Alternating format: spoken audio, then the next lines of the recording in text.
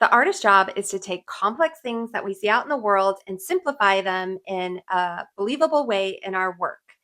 And one of the things that I've always found really difficult that has a lot of complexity to it when drawing it is water. Water doesn't have a standard form. It's very fluid, it's transparent. You really have to rely on highlights and reflections and overlay transparencies to create a believable looking water scene. So today I want to talk through more specifically reflections of the moon on water. I really enjoy including this in my artwork, and I want to give you a few tips on how to draw it whether the moon is just rising over the horizon or high up in the sky. To start, we're going to create a reflection when the moon is just rising above the horizon. We'll start with a circle for the moon and have it rising over a mountain. When I create a moon, I often like to add a halo circle around it to represent its glow. You can see in the colored version, I like to make it a slightly lighter color than the sky. Then you want to duplicate the moon and bring it down into the water. Next, you want to squash it down so that it's no longer a circle, but a flattened oval.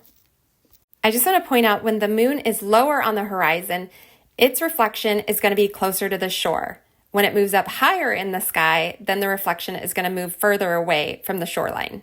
Here you can see the color version that I brought into Illustrator and created into vector art. I recommend when you start coloring to take the color of the moon and make it a slightly lighter shade than the water. Here you can see I'm doing a monochromatic coloring of light and dark purples. The reason that this works well for a night scene is that there's not a lot of vibrancy at night, so keeping shades that are similar in cool tones creates a more moody night scene versus using just like a wide array of colors. When you use a bunch of colors, it seems more like a daylight scene because the sun illuminates everything. Next, you will add straight lines at different lengths over the top of the circle. You will need to create them in 3 shades, focusing on the highlights and the lowlights.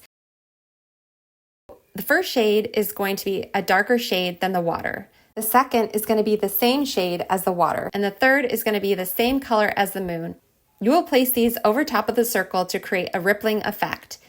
You could leave it like this, or another option is to move away from the straight edges and create zigzag and wavy lines.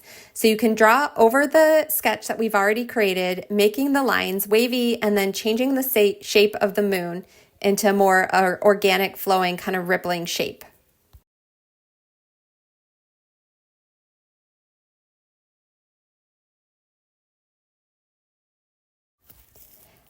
I now want to show you another option.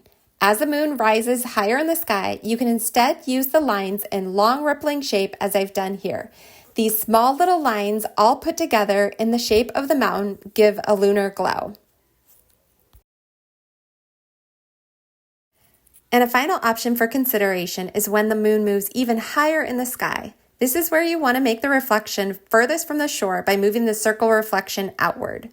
One thing to note is that when you add ripples with so much distance like this option, you'll want the faraway ripples, the ones near the shore, to be drawn tight and close together, while the ripples closer to you, the viewer, will have more space between them.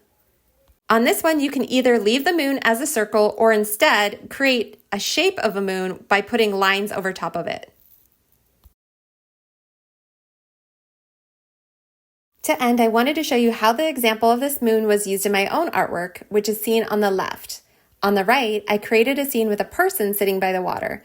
Now, if you do choose to add people or different objects, make sure you use the different colors of them as reflections and reflection lines on the water. You can see that I did that here with her white hair and then her skin tone.